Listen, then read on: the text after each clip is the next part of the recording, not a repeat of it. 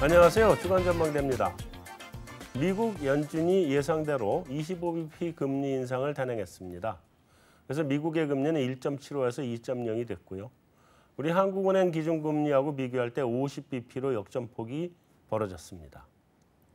이와는 반대로 유럽중앙은행이나 일본은행은 금리를 동결했습니다. 그래서 오늘 주간전망대는 우리 채권 전문가분들 모시고 미국의 통화정책 또 주요국들의 통화정책의 향후 방향성을 점검하고 거기에 따른 전략 방향을 수립해 보도록 하겠습니다.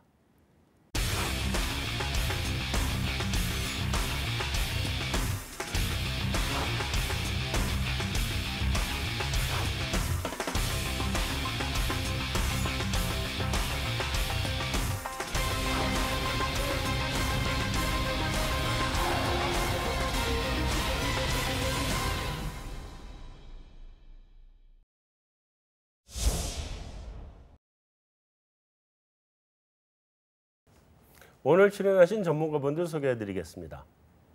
DB금융투자 문홍철 파트장 나오셨습니다. 안녕하세요. 네, 안녕하십니까. 네, IBK 연금보험 박종현 부장님 나오셨습니다. 안녕하세요. 네, 안녕하세요. 네, KB증권의 김상훈 수석연구위원 나오셨습니다. 안녕하세요. 안녕하십니까. 네, 신한금융투자 신얼 수석연구원 나오셨습니다. 안녕하세요. 안녕하십니까. 네. 가볍게. 너무 뒤에 다 얘기할 거니까 너무 세게 얘기하지 마시고 가볍게 미국 FOMC 관전평. 우리 문홍철 파트장님부터. 그 이번에 뭐 전반적으로 시장에서는 좀 뭐 매파적이 아니었냐 뭐 이런 얘기들이 좀 있는 것 같은데요. 저는 뭐 비둘기적이라고 봅니다. 최근에 이 파웰 의장님이 하는 얘기를 들어보면서 저는 늘 받는 생각이 이분은 트럼프에게서 이 두 가지 큰 사명을 받았다. 첫 번째는 이 은행 규제 완화. 그리고 두 번째 그렇죠. 그리고 두 번째가 바로 이 달러를 최대한 약하게 만드는 정책을 이제 쓰는 것인데 뭐 금리 올리는 거는 조금 더 늘어났죠. 점도표도 좀 올라가고 했는데 이제 안에 뉘앙스를 잘 봐야 되는데 뉘앙스 면에서 보면은 저희는 굉장히 비둘기적이라고 보고 있고요. 인플레이션을 분명히 오버슈팅 시키고 현재의 2%에 거의 이제 근접한 현재 인플레이션을 좀 더 높게 만들려는 연준의 강한 의지가 전 느껴져서 뭐 트럼프의 생각도 그렇고 파웰의 생각도 그렇고 앞으로 달러를 계속 약하게 만들려는 생각이 이제 지속되고 있다. 그런 느낌을 좀 강하게 받았고 이제 연준 그 자체보다는 저는 그 달러라는 것도 결국 연준이 약하게 하고 싶어서 할 수 있는 게 아니고 그 상대방이 도와줘야 되거든요. 이 통화 가치라는 거는 결국 상대 가치이기 때문에 그런 면에서 이제 오히려 ECB 같은 정책에 굉장히 그리고 이제 중국 인민은행 이런 쪽에 그 상대 미국의 정책에 의해서 얘네들이 이제 앞으로 어떻게 나올까에 대해서 오히려 저는 굉장히 신경이 많이 쓰였습니다. 알겠습니다. 예. 말씀해 보세요. 그 요번에 FOMC에서 금리 인상할 거는 뭐 누구나가 예상했던 거고 결국 이제 올해 금리 인상 횟수를 올릴 거냐 말 거냐가 관건이었었는데 실제로 금리 인상 횟수를 이제 3회에서 4회로 상향 조정을 했잖아요. 근데 그런 거에 비하면 별로 시장의 반응은 그렇게 크게 움직임이 없었던 것 같아요. 그러니까 결국은 시장에서 인지하기로는 비록 올해하고 내년도에 금리 어떤 그 전망치를 상향 조정했지만 장기 기준금리 수준에 대해서는 여전히 2.9로 이렇게 못을 박아 놓다 보니까 전체적으로 금리의 어떤 수준이나 속도가 이렇게 한 단계씩 레벨업 한다고 보기보다는 균형금리 수준에서는 그냥 변함이 없고 여기에 도달하는 그냥 시기가 조금 땡겨지는 정도로만 보는 것 같아요. 그래서 결국은 이미 특히 채권 시장의 경우에는 요번 금리 인상 사이클의 종착지가 어디냐 이제 이 부분에 대한 관심이 넘어갔다고 보여지고 그 종착지에 대한 전망치가 변함이 없었기 때문에 생각보다 점도표의 변화에도 불구하고 시장이 조금은 무덤덤했던 게 아니냐 뭐 이런 생각이 드네요. 예, 저는 뭐 다른 부분들을 다 말씀들 하실 것 같고요. 그 파월 의장이 이제 내년에는 기자회견 할 때마다 이제 하겠다, FOMC 할 때마다 하겠다고 했는데 그래서 뭐 시장 일부에서는 혹시 내년에 FOMC 때마다 금리를 올리려는 그게 아닌가라는 뭐 의견도 있는 것 같은데요. 저는 뭐 그렇게 생각하진 않고요. 내년에 가서 물론 뭐 시장과의 소통 강화 이런 측면이긴 할 텐데 내년에 가서는 어떻게 생각을 해보면은 그 통화 정책, 그러니까 지금 말씀드린 것처럼 뭐 어느 정도 올리고 하는 것들은 이제 시장에서도 좀 생각들을 하고 있기 때문에 그 외에 뭔가 다른 걸 갖다가 시장에 시그널을 주려고 하는 게 아닐까, 아니면 뭐 생각했던 것보다 통화 정책을 그렇게 못하게 됐을 때 뭐 그런 측면에서 좀 생각을 해보면 어떨까 싶습니다. 뭐 다 말씀 주셨는데 결국에는 이제 아무래도 연준의 올해 사회 금리 인상 얘기된 게 가장 이목이 집중되었지 않습니까? 그 전제 조건은 결과적으로 연준이 바라보는 미국 경제에 대한 자신감. 이 부분이 이번에 좀 더 강화된 것으로 보입니다.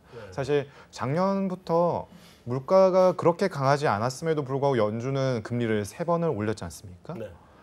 이에 대한 시장의 판정을 연초에 이제 연준이 어느 정도 맞춘 것 같아라고 하면서 시장 신뢰도가 높아졌거든요. 거기서 이제 이번에 4번으로 갔다라는 부분은 우리는 한 번 더 미국 경제 괜찮다. 조금 괜찮을 때 속도를 내자. 이런 스탠스가 이번에 좀 더 나타났기 때문에 전반적으로 금리의 인상 속도가 조금 더 빨라진 것이고 결과적으로는 근데 또 좀 더 우리를 계속 모니터링을 하게끔 만드는 부분은 장기 기준금리 전망치나 총 금리 인상 횟수 내후년까지의 그 인상 횟수는 그 전과 달라진 부분이 없기 때문에 그냥 좀 속도를 지금 낼 수 있다라는 그 전제 조건인 경기에 대한 자신감 이 부분이 가장 관건이었던 것 같습니다. 네, 일단 먼저 점도표부터 얘기를 하면 4번으로 봐야 되는 거죠 이번에. 현재로 보면은 이 바로 직전 그 점도표를 보시면 3월달이었죠. 그때가 아슬아슬하게 이제 올해 3차례 인상으로 맞춰져 있었어요. 거기서 그렇죠. 점이 하나만 움직였으면은 4차례가 됐던데 이번에 정확히 점이 하나가 움직였습니다. 딱 움직여서 그 4차례로 이번에 옮겨졌고 금리 인상 횟수도 뭐 저희도 이번에 조금 바꿔서 뭐 연간 4차례로 좀 바꿨는데요. 그 인상 횟수 자체가 중요하다기보다는 그 인상이 이제 어떤 상황에서 어떤 경제 상황에서 3번, 4번을 올리느냐 이게 더 중요하죠. 경제가 좋으면은 뭐 10번 올려도 비둘기적일 수가 있고 경제가 나쁘면 한 번 올려도 뭐 시장이 자지러지면서 매파적일 수 있지 않습니까?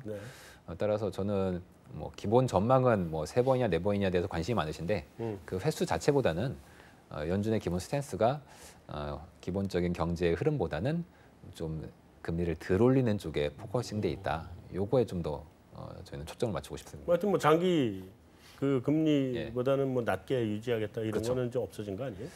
장기적으로 이제 부양적 기조를 유지하겠다는 얘기를 없앨 수밖에 없는 이유가 지금 이제 중립금리 수준에 점차 다가가고 있기 때문에 그 말을 유지하고 있으면은 뭔가 좀 모순이 생깁니다. 그러니까 그게 비둘기적이냐 매파적이냐 보통 이제 매파적으로 해석을 많이 하시는데 저희는 그렇게까지는 해석 안 하고 중립금리가 아마 2% 중반 혹은 후반에 있어요. 근데 지금 2%잖아요. 다가왔지 않습니까? 근데 그 상황에서 그 문구를 유지시키기가 현재로서 논리적으로 좀 이상하기 때문에 뺐다고 저는 보고 있습니다. 참고로 엊그제 파월이 이제 그 신트라에서 얘기하기로는 지금 장기 전망 점도표가 이제 2.9 아까 말씀주셨던 그러니까 대략 3%죠. 그러니까 그 수준을 계속 이제 얘기를 하는 것 같아요. 그래서 지금 기준금리 1.75에서 2.0%가 여전히 중립금리보다는 한 1%포인트 낮기 때문에 향후에 점진적인 금리 인상이 지속될 가능성이 높다. 이제 이런 발언을 했거든요. 그래서 뭐 시장에서 중립금리를 바라보는 수준은 뭐 저마다 수치가 있겠지만 일단 현재 연준이 바라보고 있는 장기 중립금리 수준은 3% 정도이라는 것을 다시 한번 또 파월 의장은 좀 되새겨줬다. 뭐 이렇게 최근 상황 볼 수 있을 것 같아요. 그러니까 너무 우리의 속도를 좀 내긴 하지만 너무 걱정하지 마라. 그렇게 봐야 되는 거예요, 그럼? 그러니까 그 사실 점도표를 보면 올해 4번 인상하고 내년에도 3번 인상해서 그 19년도에는 점도표가 3.5 정도로 갔다가 그 다음에 이제 장기 중립금리는 3%니까 요번 사이클에서 장기 중립금리 수준을 좀 넘어갔다가 결과적으로는 뭐 한 3%에 수렴할 거다. 이제 이런 그 향후의 전망치를 연준은 보여주고 있는 거거든요. 과연 이제 그렇게 갈지 안 갈지는 사실 알 수가 없죠. 알 수 없는 거죠.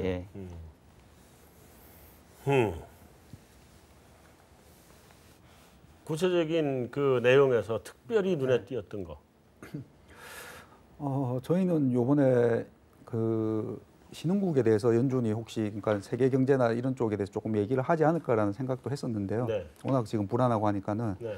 근데 역시 이번에도 뭐 그런 내용은 없고 그냥 미국 좋고 그래서 우리는 좋으니까 아까 말씀하신 대로 그냥 그렇게 할 거야. 그래서 그 부분이 좀 구체적인 내용 중에서는 뭐 저희 예상하고는 조금 달라졌던 부분인 것 같습니다. 예, 예. 근데 사실은 미국 연준이 지난번 항상 위기 때마다 그러지만 위기가 와가지고 미국 경제가 어려울 것 같으면 신흥국 상황을 좀 보고 미국 경기 막 좋으면 우린 미국의 연준이야 이래버리거든. 지금 또 그쪽으로 가는 분위기가 있을 거예요. 신원연구원, 네. 물가하고 관련해서는 뭐 지금 2%대 올라왔잖아요. 그죠? 근데 뭐 문구가 뭐 있어요? 일단 물가는 뭐 2% 근접하게 움직였다. 그렇지만 인플레이션 보상 지표는 최근 낮은 수준을 유지했다라는 문구를 삭제하긴 했습니다. 네. 전반적으로 지금 통화 정책 정상화가 미국 중심으로 진행되고 있지 않습니까? 네. 지금 이제 영국도 뭐 올린다, 다시 인상에 대한 시기가 다시 임박했다라고 보여지고 있고, 미국 중심으로 해서 영국, 캐나다가 지금 전반적으로 금리를 올렸고요. 네. 반대로 유럽이나 일본, 호주는 좀 동결을 보이고 있습니다. 근데 금리를 올린 국가들의 특징이 지금 대다수의 선진국 중앙은행의 물가 목표치가 2%대인데요. 네. 2017년에 소비자 물가 상승률이 2%를 상회했거나 네. 올해 IMF 전망치에 의해서 대부분 상회할 것으로 전망된 국가들이 금리를 올렸습니다. 네. 그리고 이제 통화정책 정상화에 이제 합류를 하려고 하는 네. 유럽이나 호주 같은 경우는 그 역전폭은 여전히 유지가 되고 있습니다만은 빠르게 역전폭이 줄어들고 있거든요.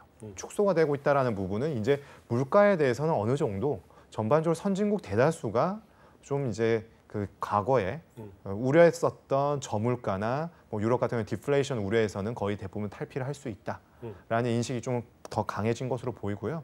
전반적으로 가장 중요한 부분은 뭐 코어 PC 전망치도 이번에 뭐 내년 올해 0.1, 0.2 정도씩 이제 다 올려줬는데요.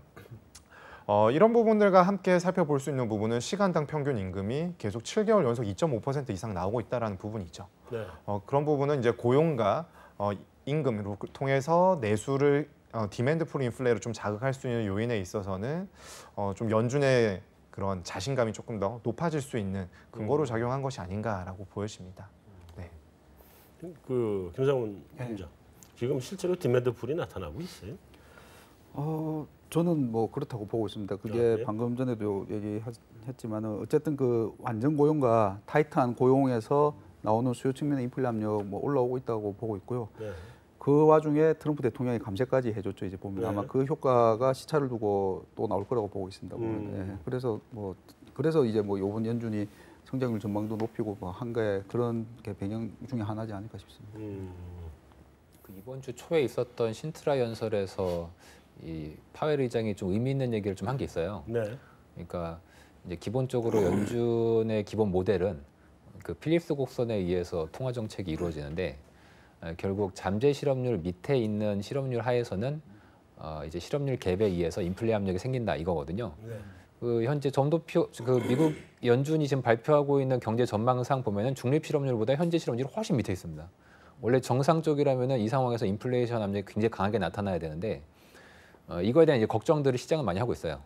그리고 기준금리 인상도 빨리 하지 않을까에 대한 걱정을 하고 있는데 이번에 그 신트라 연설에서는 파웰 의장이 그 얘기를 부정했습니다. 이제 어떻게 부정했냐면은 중립 수준의 실업률이라는 게 일단 굉장히 모호한 개념이다. 실제 맞는지 틀린지 잘 모르겠다. 두 번째는 설사 중립 실업률을 현재 실업률이 많이 하회했다고 하더라도 인플레 압력이 제대로 나타날지에 대해서 자기들은 아직 확신이 없다. 네. 안 나타날 수도 있다. 현재 어떤 경제 구조 하에서는. 네. 이런 걸 본다면은 이제 기본적인 연준의 스탠스 자체가 굉장히 이제 비둘기적인 쪽에 쏠려 있다고 해석을 좀 할 수 있는 거겠죠. 실업률은 어디까지 와 있어요? 미국. 지금 최근 3.8%까지 3.8. 예. 또 내려왔네. 그래서. 더 내려왔죠. 그러니까 그 자연 실업률이 한 4% 초반 정도 이렇게 그동안 얘기됐었는데 네. 그걸 지금 뚫고 내려가서도 지금 계속 떨어지고 있으니까 방금 우리 문현 얘기처럼 이 실업률 갭에 의해서 물가가 상승하는 게 과연 현실화 되냐 마냐가 이제 계속 관심사인데 이제 요즘은 그래서 필립스 커브에 대해서 이제 무용론 얘기들도 많이 더 나오는 것 같아요. 그러니까 예전부터 나오긴 했지만 그 과거에 사실 이 필립스 커브라는 게 이론에서 도출된 게 아니라 그 실제 사건에서 관찰해 보니 실업률과 물가의 관계가 여기 관계가 있더라. 이렇게 나중에 이제 이론화된 거잖아요. 이론도 아니죠, 그건 그냥. 그러니까 어떤 팩트 자체가 이제 정리된 건데, 근데 그 당시의 경제 상황하고 지금하고 경제 상황 많이 달라졌기 때문에 예전과 같은 그런 이 필립스 커브의 작동이라는 것들이 앞으로는 안 할 수도 있다. 이제 이런 얘기들이 상당히 많이 있는 것 같고, 뭐 대표적인 아마존 효과 뭐 이런 것들이 그 어떤 백그라운드가 되는 것 같고, 그래서 뭐 아까 얘기했던 것처럼 결국은 실업률만 봐가지고는 연준 입장에서는 진짜 금리를 올리고도 남았을 텐데 아직까지도 도비시한 스탠스를 유지할 수밖에 없는 거는 그동안 연준 통화 정책의 모체가 됐던 이 필립스 커브가 예상보다는 작동하고 있지 않다. 이게 결국 가장 큰 핵심인 것 같아요. 아까 그 문홍철 그 파트장이 얘기한 거 중에 두 번째, 설령 실업률이 잠재 실업률을 밑돈다고 하더라도 그게 물가로 연결된다는 확신이 없다. 그 말이 바로 연결되는 게 뉴욕의 건물들이 지금 전부 다 그 리노베이션 들어간대요. 이미 다 많이 들어갔대. 어떤 거냐면 1층에 소매 가게 있던 것들 있잖아요. 싸그리 없어졌다는 거야. 그렇죠. 오프라인 매장들이 소매 가게가 되질 않으니까 곧바로 다 그냥 드론 타고 날라오니까 그 로컬 그 소매 마켓 리테일 샵들이 더 이상 장사를 못 하는 거예요. 임대료가 안 나올 거 아니에요. 그렇죠. 빌딩을 바꿔야지. 다 바꾸기 때문에 다. 그래서 실제로 이런 정도면 이 고용 자체도 그 늘어나는 속도가 그렇게 빠르지 않을 것 같고, 왜냐하면 그쪽에서 고용 파괴가 워낙 일어나니까. 다음에 물가 상승 자체를 워낙 아마존이라는 게 워낙 억눌러 버리니까 물가가 2%가 나와야 금리 인상한다는 말은 이제 옛날 얘기가 된 것 같고, 지금 물가 정도면 이미 충분히 높은 물가 아닌가 싶은 생각이 들어요 지금. 전 미국이 2.8 뭐 요번에 연준도 그렇고 성장 이렇게 올렸지 않습니까? 그리고 물가 뭐 2% 중후반대로 보고 있지 않습니까?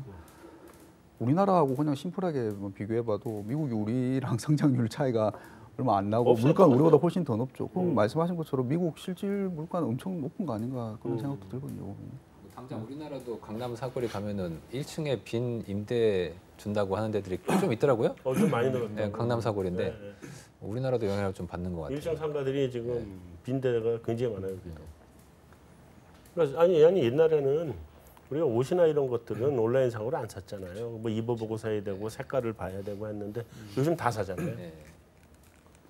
그러니까 그 소매가 아주 직접적으로 타격을 지금 보는 상태라.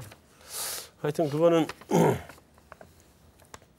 미국은 좀 더 봐야 될 것 같긴 한데 어쨌든 간에 최근 이제 미국을 좀 우리가 정리를 좀 해보면 이제 자 돌아가면서 우리 신월연구원부터 자 올해 내년 몇 번? 아직은 저희는 그래서 최종적으로 내년 말에 얼마? 올해 3번 아직 4번으로 안 올리고 내년 3번 해서 연준 기준금리는 올해 연말이 2.25% 그리고 내년 말이 3%. 상단이? 네, 그렇게 보고 있습니다. 더 위로 올릴 생각은 없고? 사실 뭐 이번에 점도표 올라간 거에 대해서는 가능성이 좀 더 점증되었다라고 볼 수밖에 없는데 일단 9월 달은 올릴 가능성이 크고 그 이후의 흐름은 아무래도 전반적으로 트럼프 행정부의 정책 영향력 여전히 미중 무역 전쟁 관련된 이슈가 잔존해 있고요. 또한 만약에 트럼프가 이제 모든 정책의 일련의 과정들이 11월 중간 선거를 목표로 하고 있지 않습니까? 거기에 인프라 투자를 통해서 기대 인플레이션을 자극할 수 있다라는 좀 더 연준이나 시장의 신뢰도가 좀 높아진다라면은 올해 연간 기준금리 인상을 4회로 높일 수 있는데요. 사실 좀 예상보다 무역 전쟁 이슈가 좀 더 길어지고 있고 이런 흐름들은 사실 미국 경제를 위한다고는 하지만 조금은 다소 좀 불안한 요인이 있기 때문에 단기적으로는 불안했는데 장기적으로는 좋을지 몰라도. 네, 그래서 조금은 아직은 4회보다는 3회로 보고 있습니다. 그래서 올해 하여튼 종합 3회, 내년 3회 해서 상단이 3.0. 네네. 내후년에는 조금 더 올라간다고 보세요?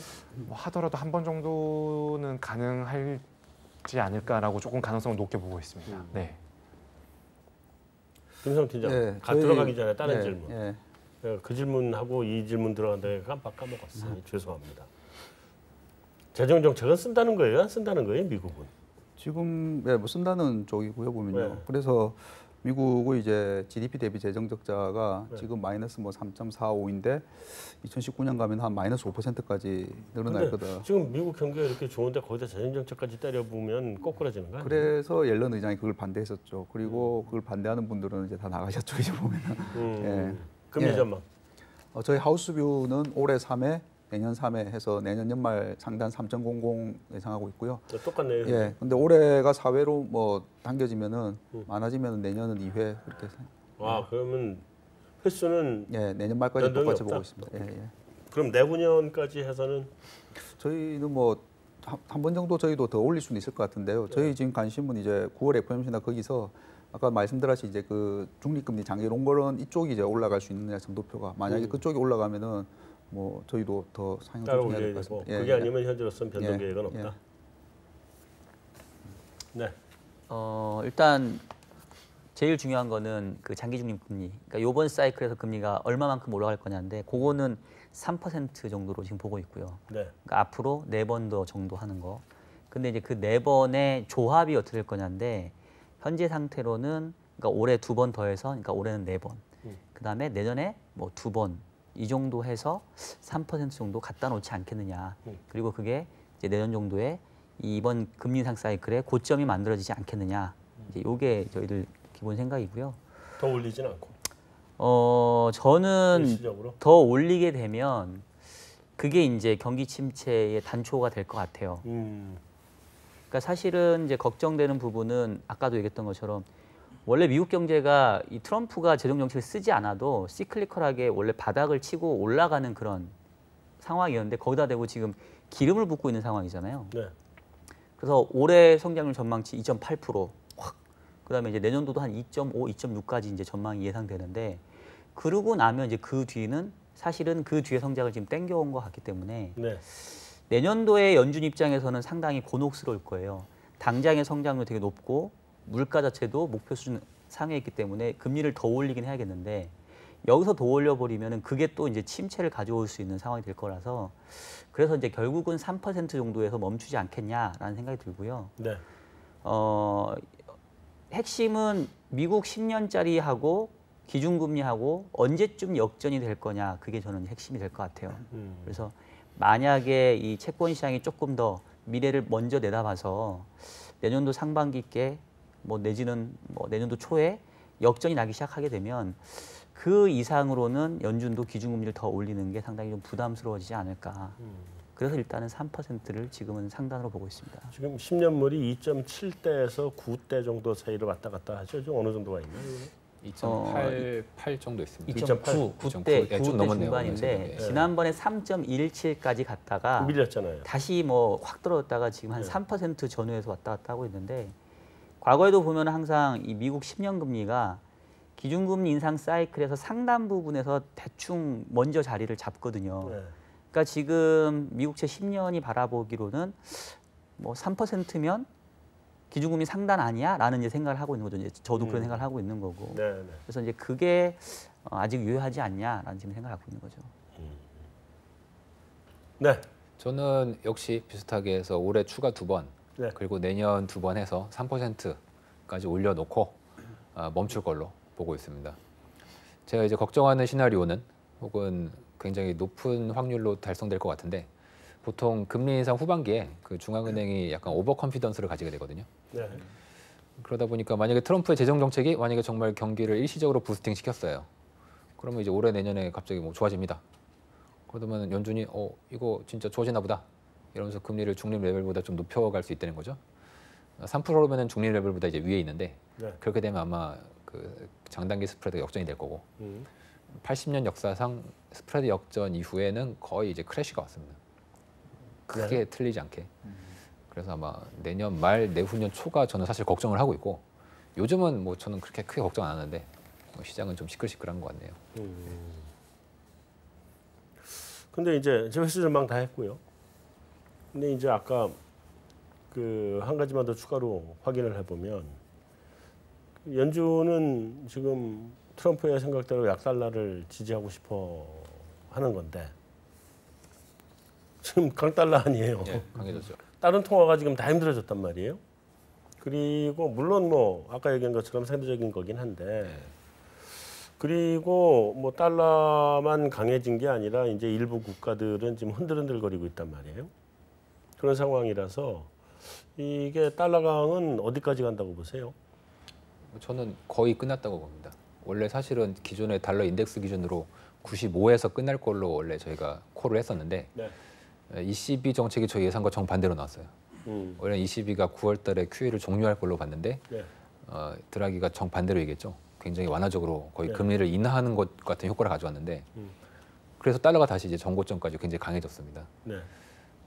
뭐 달러 강세 분위기는 그래서 저는 이제 기존 전망은 달러 강세가 거의 끝났다였었는데 요즘 전망은 분위기는 좀 이어질 것 같습니다. 하지만 현재 레벨보다 달러가 더 세지기 힘들고요. 전반적으로 금융시장에서 달러에 대한 기존에 너무 약세 쪽에 쏠렸던 포지션들이 이제 많이 감기고 청산이 되면서 달러가 또 세진 면이 이제 있거든요. 네. 지금은 거의 포지션이 중립 수준이라고 저는 보고 있어요. 정리가 많이 됐다. 네. 그래서 지금부터는 이제 순전하게 어떤 펀더멘털이나 향후 통화 정책에 대한 그 방향성을 따라갈 텐데 지금 미국보다는 그 외 지역들, 특히 이제 ECB가 상대적으로 좀 뒤로 물러나고 있지 않습니까? 네.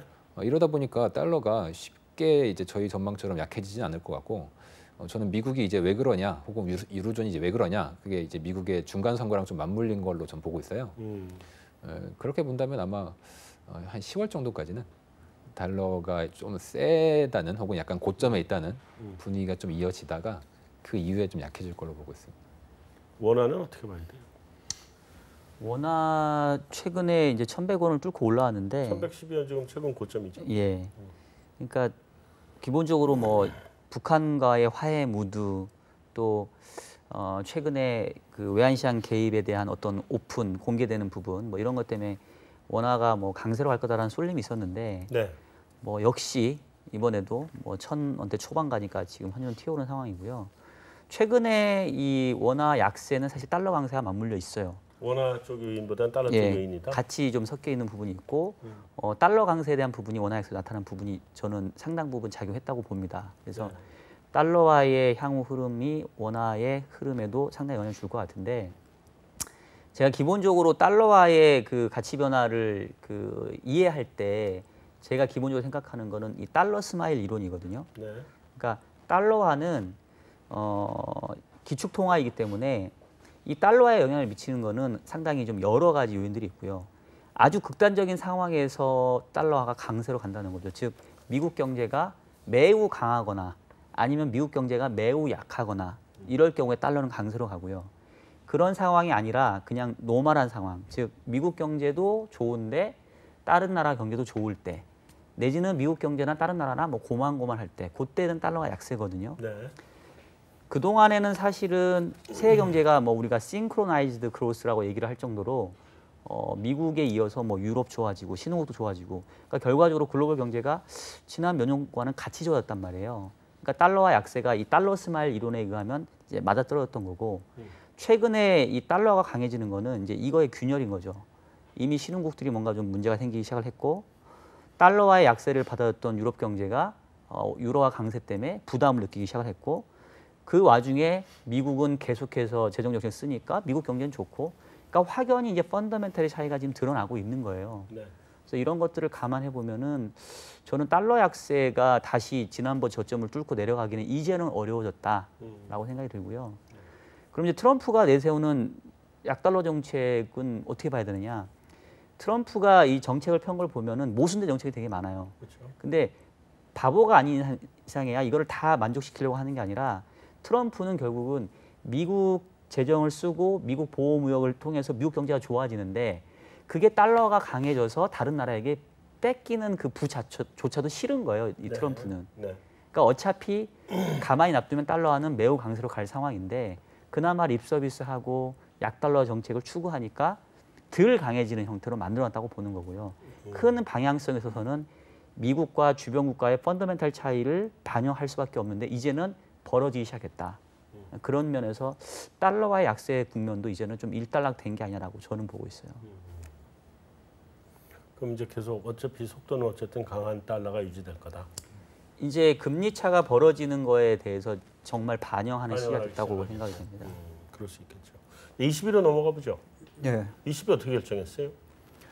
그러니까 시장에서 약간 22에 대해서는 조금 바이어스가 있었던 것 같아요. 그러니까 그 말씀하신 것처럼 유로가 이제 강하면서 유럽 경기도 누르고 물가도 누르고 해서 뭐 유로존 지표가 안 좋고 그 와중에 이탈리아 터지고 하니까 뭐 좀 완화적이 될 거예요. 그때 일부에서는 이제 그래서 그 QE를 뭐 연말까지 연장하는 거 아니냐라고 이쪽까지 갔다가 근데 22의 수석 이코노미스트가 아니야 우리 원래대로 할 거야 하니까 시장에서 뭐지 이러다가 그리고 이번 22는 뭐 좀 그냥 넘어가고 다음 달 22에서 얘기하지 않을까라고 시장에 좀 그런 생각이 있었던 것 같아요. 근데 그거에 비해서 너무나 명확하게 QE를 종료한다고 얘기하고 그러면서 이제 와, 되게 매파적이다라고 느꼈을 수 있었는데 또 친절하게도 드라기 총재가 그런데 금리 그 다음 시장 관심은 당연히 그러면 QE 종료면 금리 인상 언제죠? 근데 그거를 또 친절하게도 기한을 말씀해 주셔서 내년 여름까지 그러면서 이게 아까들 말씀하신 것처럼 되게 도비시하게 해석이 되면서 오히려 뭐 유럽 금리는 내려가고 그렇게 됐습니다. 네.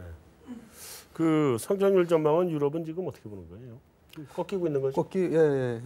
그러니까 지난해가 유럽이 성장이 아마 2.4 나왔는데 올해 뭐 2%대까지 지금 다 낮추고 있고요. 예. 그리고 물가는 뭐 올라는 간다는데 지금 봐서는 뭐 목표 2%를 그렇게 막 넘어가기는 어려워 보여요. 목표 2% 가기도 힘든 거 아니에요? 지금 현재로서? 그렇죠. 얼마까지 보고 있는 거예요, 물가는? 지금 이번에 물가를 좀 올리긴 했습니다. 1.7%로. 그러니까. 네네. 근데 2%는 못 갈 거로. 근데 지금 2년 동안 꾸준히 물가가 올라갔거든요. 네. 그 16년도 초에 디플레이션 그 얘기 나오고 나서는 쭉 올라갔는데 연초부터 이제 좀 고개를 숙이고 있죠.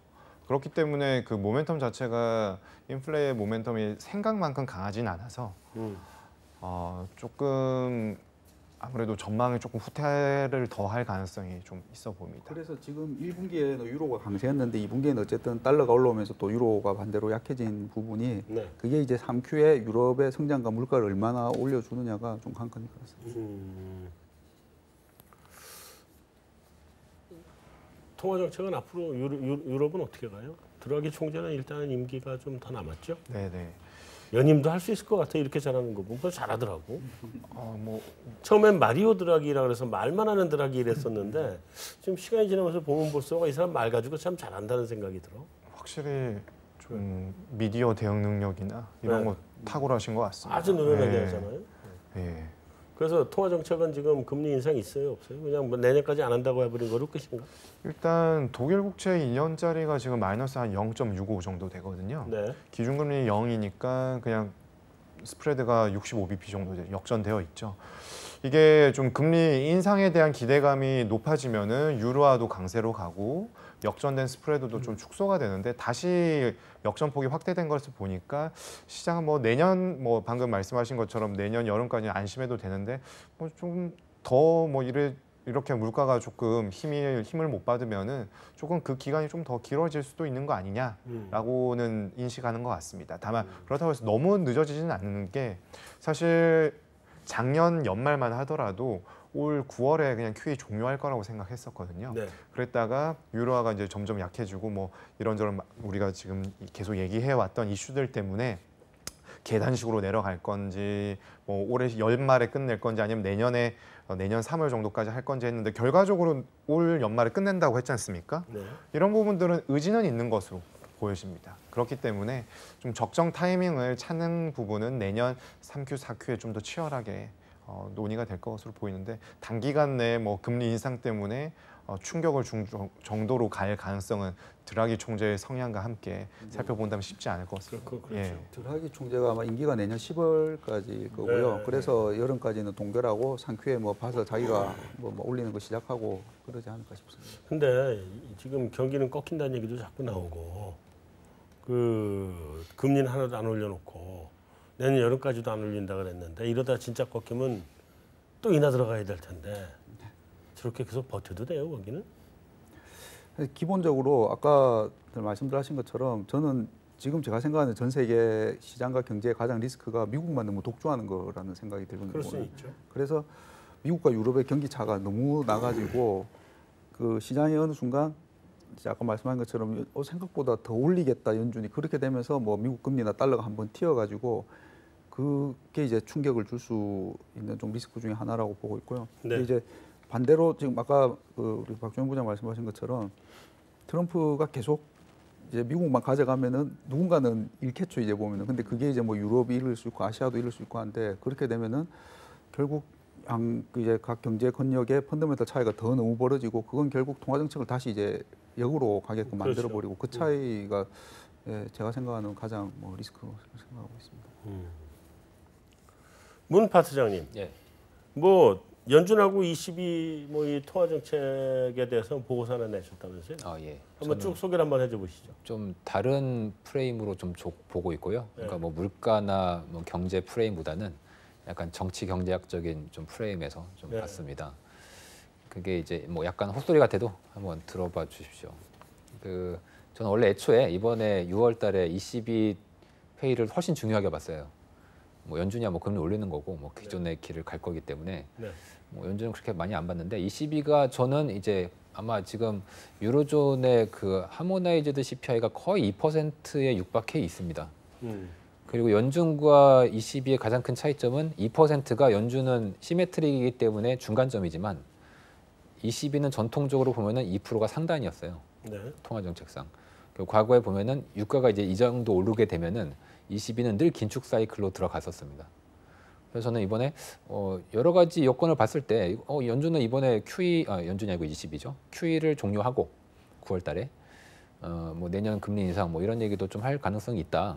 기존에 그렇게 생각을 했던 거거든요. 시장도 거의 그렇게 이제 봤었을 거예요. 근데 이제 예상외로 거꾸로 나왔어요. 그래서 되게 고민을 많이 했습니다. 왜 그랬을까? 진짜 이제 얘네들이 얘기하듯이 뭐 물가나 경제에 대해서 이제 안 좋게 봐서 뭐 그럴 수도 있겠지만 저는 좀 다른 시각으로 그 사이에 좀 변한 게 있다면은 이제 미국이 너무 이제 고립주의가 강해지고 있지 않습니까?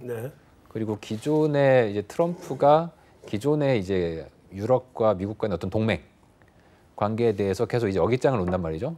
그래서 나토 그리고 이번에 G7은 뭐 북한이랑 하는데 더 신경 팔려가지고 G7 합의문도 자기는 뭐 동의 안 한다 이렇게 얘기했지 않습니까? 이 기존 체제를 완전히 부정하는 거잖아요. 그리고 예전부터 시작했지만 나프타 뭐 기존에 이제 만들어놨던 옛날 사람들이 굉장히 힘들어서 만들어놨던 모든 체제를 트럼프가 이제 어깃장을 놓는단 말이죠. 그러면 이제 기존 체제에 있던 사람들은 가만히 당하고 있을 수는 없지 않습니까? 저는 사실 트럼프가 이제 어깃장을 놓고 싶어서 그렇다고 보진 않아요. 11월 선거 때문에 그렇다고 보고 있고. 그렇다면 굳이 ECB 입장에서 달러를 약하게 해서 연준의 통화 정책을 도와줄 필요가 없게 되는 거죠.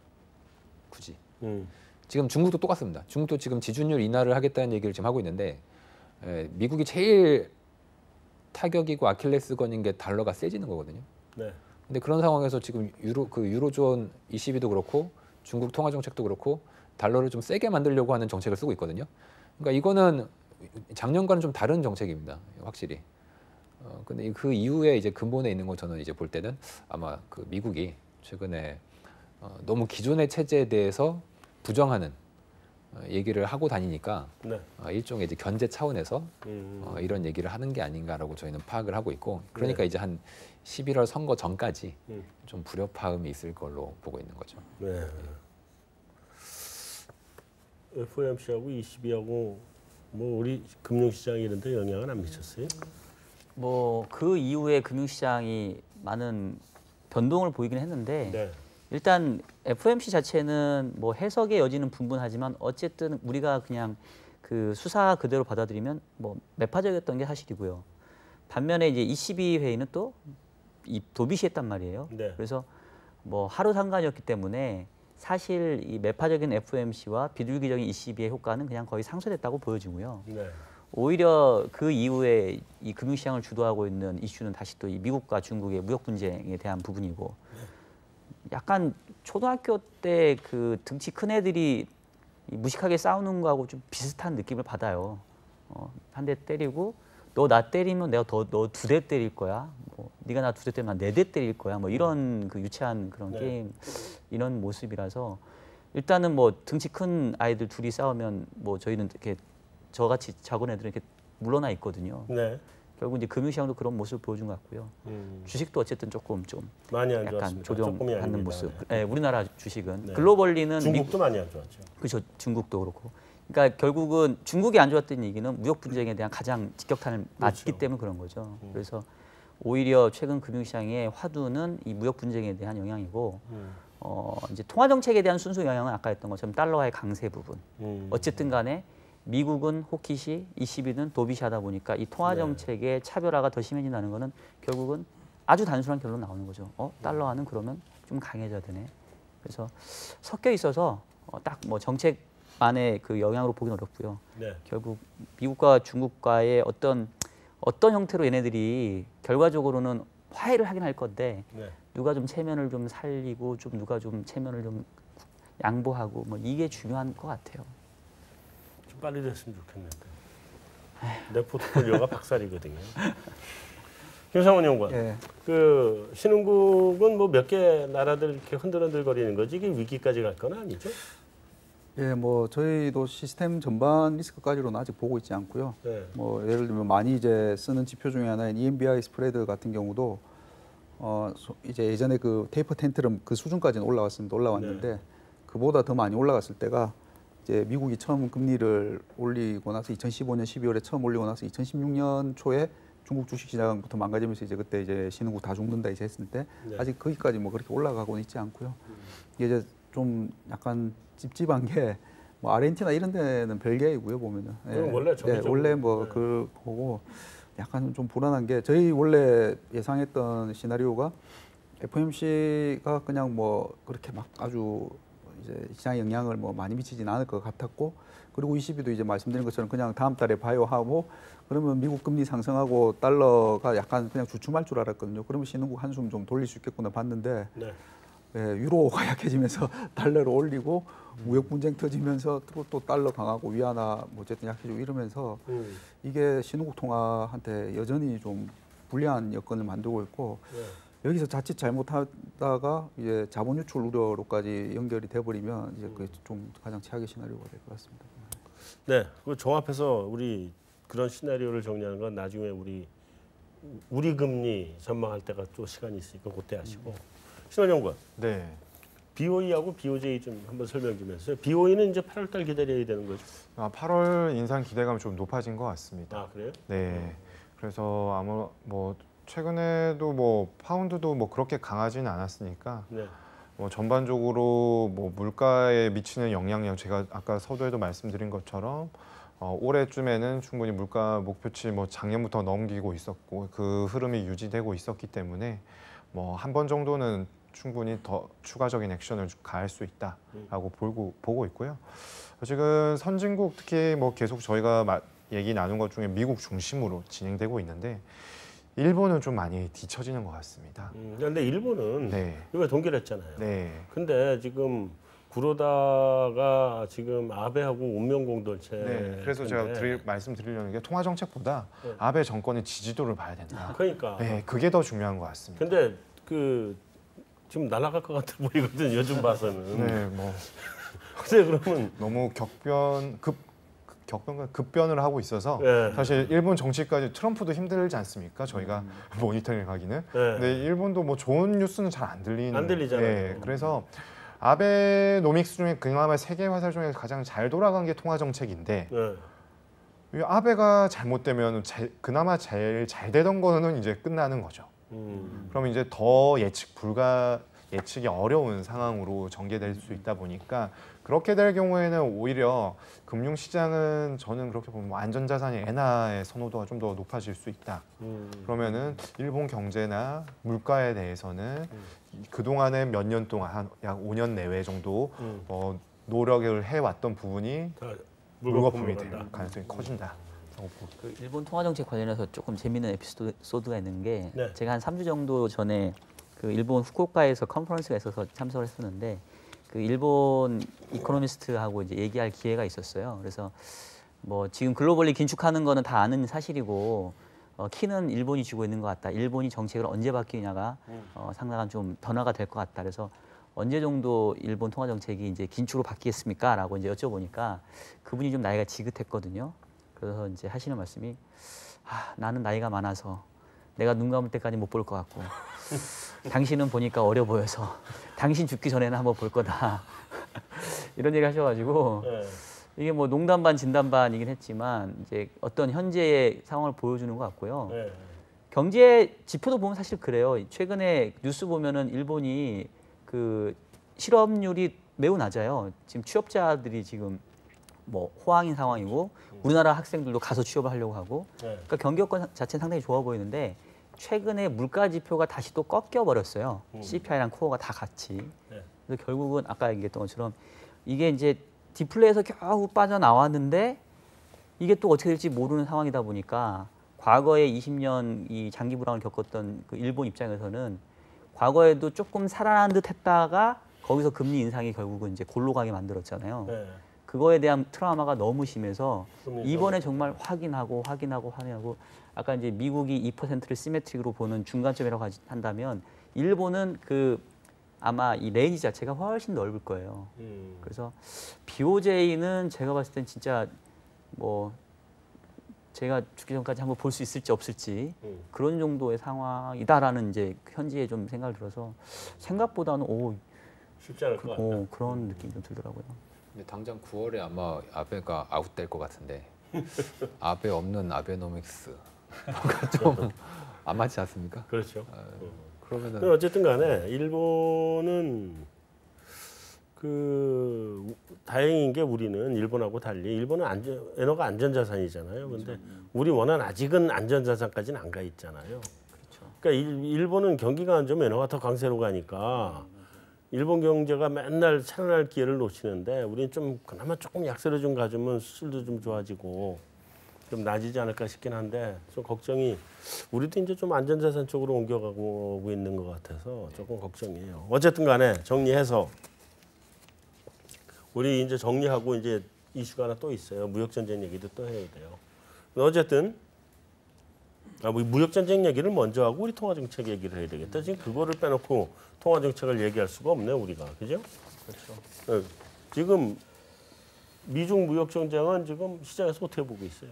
뭐 지금 연일 주식 빠지고 하는 게 장고 때문에 그런데. 아까도 뭐 잠깐 말씀하셨지만 네, 지금 미중 무역전쟁은 어떻게 보고 있어요? 시장에서? 네, 그래서 시장이 생각했던 것보다 다시 격화되면서 그리고 또 그 무역 전쟁이 더 격화되니까 트럼프 대통령 지지율은 올라가고 있어가지고 아까 말씀하신 것처럼 이거 좀 계속 가겠다 선거 전까지는 지금 걱정을 하고 있는 것 같고요.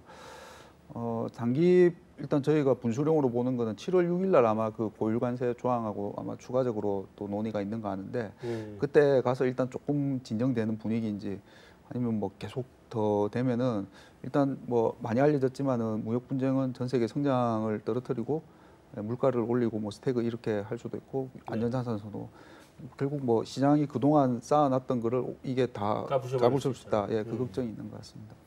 근데 지금 그 중국이 그 이제 국내 정치적인 이슈로 미국을 설명을 했으면 결국은 중국도 국내 정치적인 이슈로 인해서 쉽게 물러나지 못할 것 같은데 이제 그 시황제께서 장기 집권하려고 딱 시작해서 길 딱 닦아놨는데 거기다 지금 찬물 뿌려버린 거 아니에요. 그렇죠. 지금 시황제께서 이렇게 쉽게 물러날 수 있을까요? 그래서 중국 내부에서도 또 저희 그 하우스의 중국 담당자 의견도 안 물러날 거다.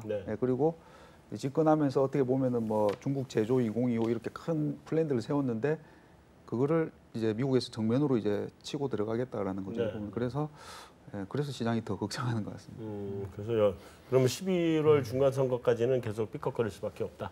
뭐 그 사이에 뭐 북미 회담처럼 극적으로 또 만나서 뭐 쇼잉을 할 수는 있겠지만은 그거랑은 이제 좀 다른 이슈인 것 같아요. 트럼프는 이 부분 그러니까 자기 지지율하고 관련된 거가 올라갈 거면 만나고 이게 안 올라가게 만드는 건 안 만날 거예요. 김정은은 만나면 올라갈 거니까 만난 거고 시진핑 만나면 극적인 타결 나서 되면은 뭐 올라갈 이유가 별로 없잖아요. 안 만날 것 같아요. 자, 어쨌든 이거 다 뒤집어서 다 싹싹 비벼가지고 지금 미국의 FOMC, 그다음에 ECB, 그다음에 BOJ, 뭐 미중 무역 분쟁 전부 싹싹 비비고 고추장까지 쫙 집어넣고 그렇게 해서 우리 한국은행의 통화 정책. 네. 어떻게 보세요? 정말 고민스럽습니다. 일단 7월 동결이에요? 7월은 동결 맞습니다. 네. 다 동결로 분위기가 가는 모양이네. 자, 잠깐 더 가기 전에 다 7월 동결? 아닌 사람 있어요? 없습니다. 다 7월 동결. 오케이. 어떻게 해요 우리? 그다음에 올해 금리 인상해요? 저희는 8월 보고 있습니다. 8월 보고 있고. 네네. 더 물러나기는 좀 쉽지 않을 것 같고요. 네. 뭐 계속해서 가장 큰 근거는 사실 이주열 총재께서 연임이 되신 것처럼 참 되게 중심을 잘 잡고 왔다 갔다 하시잖아요.